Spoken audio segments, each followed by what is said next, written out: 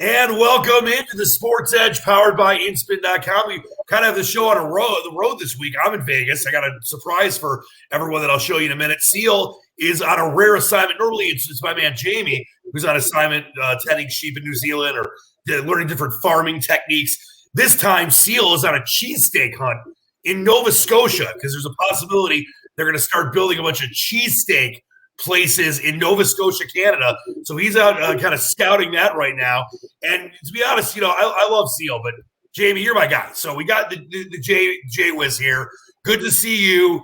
We got a lot of golf to get to. We got the PGA Championship at Key Island coming up shortly. We got the at&t Byron Nelson this week, which we'll get to in a minute. But great to see you. And normally you at times have been on assignment, and now we get to send Seal to pastures. That's great.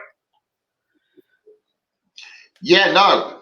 It's last week I was on vacation last week over at the beach in Guanacaste, so nice to get back and back in the swing of things. Yep, great to have you. Don't forget Seal's great website, sportshandicapper.com. So please check that out. He's been killing it with baseball all season. His money months, I mean, he's good all year, but his money months really are April and May. He's really been very successful, historically during these months and really good the rest of the season, but he really, really is good this time of year. So check out sportshandicapper.com. And of course, Jamie's great website is ScratchCaddy.com. Jamie, let's talk about the at&t Byron Nelson, near Bryson DeChambeau's hometown in Texas. I know that you were on a few guys this week, and so far we're recording on a Friday afternoon, and we got people at 14 under before the second round is over. It's obviously played pretty easy right now, which could set up for a nice run by someone that you've selected this week. It's still in the mix. Yeah, no. I mean, the leaderboard's getting tied up there. 1400. Sam Burns may take the lead this afternoon, but 14, 15 under after the halfway mark in a PGA tournament. It's a bit crazy. Maybe it's not the best run up for the PGA Tour, for the PGA Championship next week at Kiowa, because I don't think anybody's going to get to 15 next week. I'll tell you that, let alone after 2 rounds. Yeah. But yeah, today's scoring was crazy. I was a bit worried that Spieth may run away with it today, but he sort of pulled back a little bit. Sam Burns and KH Lee are leading there at -14 right now. We are on Bryson this week. Wasn't the greatest price in the world, about 8 to 1, but obviously you get a tournament like this on a new course, nice wide open fairways, and you've got his length there. I'm pretty sure he must have seen the course before. About Bryson this week was the fact that he was whenever he comes in the top 10 for strokes gained off the tee the previous week, he's at a top 5 finish the following week. So if we price in the top 5, you know what, with his length and prowess off the tee, he's going to be challenging there. Hopefully, he can get there. I'd like to do on the show and talk about what goes into the selections you make, and it's one of these things where people can try to. I love betting golf, always have. You can try to do it on your own. And, I'm not trying to say that you have to have someone like Jamie on your side. I want you to, because Jamie makes people money, much like Seal does with his sportshandicapper.com website, ScratchCaddy.com for Jamie, as you see on the screen right now. But you go so in depth, Jamie, recent form, that form grass, you have all the different numbers here on the website. I think that people need to understand there's a method to the madness. And yes, it's not like you're going to win every single week. If you cash 3, 4, 5 times a year, you're going to not only be profitable, but if you cash someone like Jonathan Vegas, who at one point was 125 to 1, I know it kind of went down with some steam on him to 100 to 1 or less, you're going to win a lot of money. And that's why I think golf betting is so fascinating. Well, that's right. And also as well, the fact is that you don't have to bet a lot of money. You can have 10, 20 bucks on your guy, and you're not doing your brains every single week.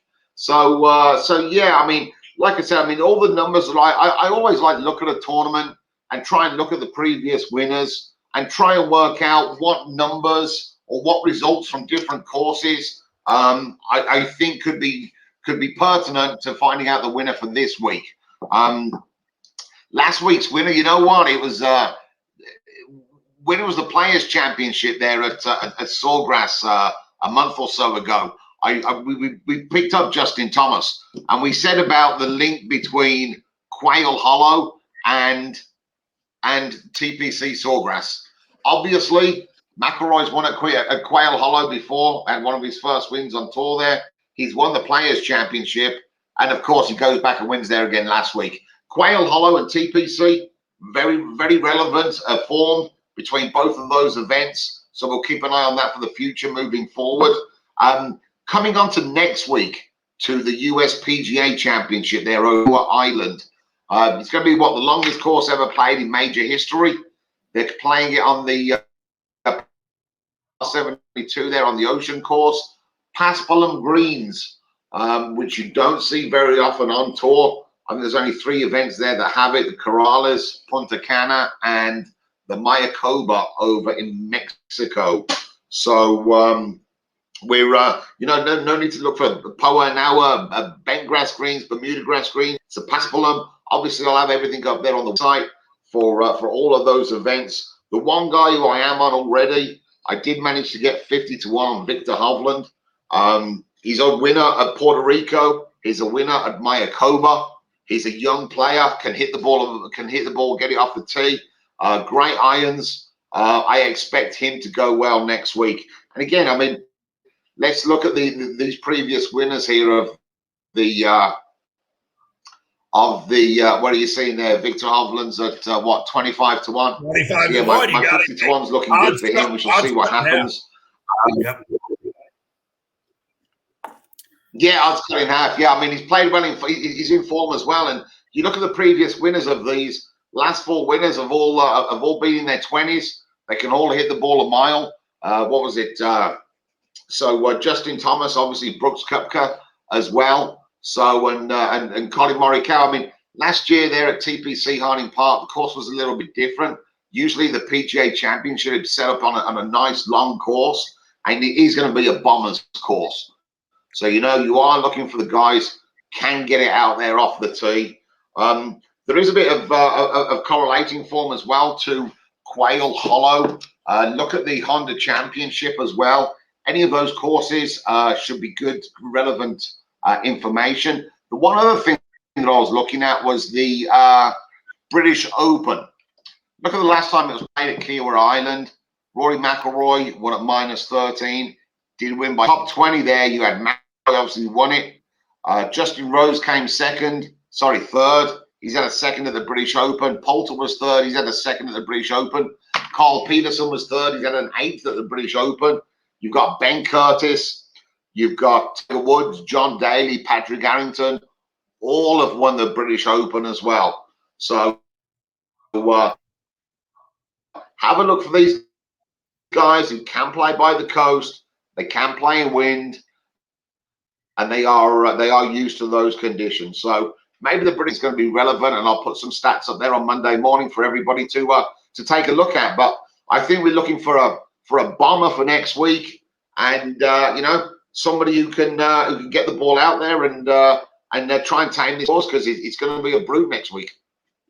Yep, should be a lot of fun. I can't say this, Jamie. My dad actually played Kiawah Island. Not at it was 70, 400 yards or whatever, but he said it was his favorite course he ever played. And I think it's going to be a ton of fun seeing what these guys can do. You mentioned a bomber's course, so we will look forward to that. You mentioned you'll get some stuff up there on Monday and going forward for the week. Of course, we still got guys to root for this week. Jonathan Vegas, the long shot, and then Bryson DeChambeau and Mark Leach. So we'll see how that goes over the weekend. All right, Jamie, before we go, I showed this to you as we were getting ready for the show. I'm out here in Vegas doing some shows for VSiN, having a great time, and love the city itself.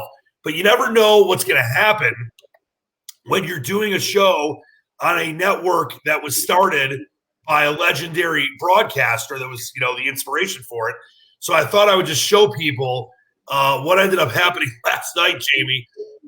In the towards the tail end of our show, we're in Vegas, we're in the Circa, we're in the studio there, and then a guy that I grew up in is one of the reasons I got into broadcasting. Brent Musburger walks in the studio and hangs out with us. It doesn't get much better than that, Jamie. That's for sure.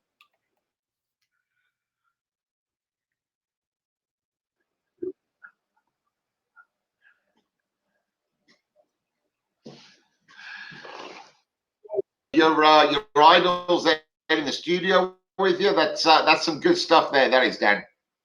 Yeah, great stuff. We had a lot of fun with Brent. Always a great time with you as well, Jamie. Good luck with the golfers this weekend. Can't wait to talk PGA with you next week. Get to Jamie's website, ScratchCaddy.com. Jamie, always a pleasure, my man. Keep the good tidings going, my friend.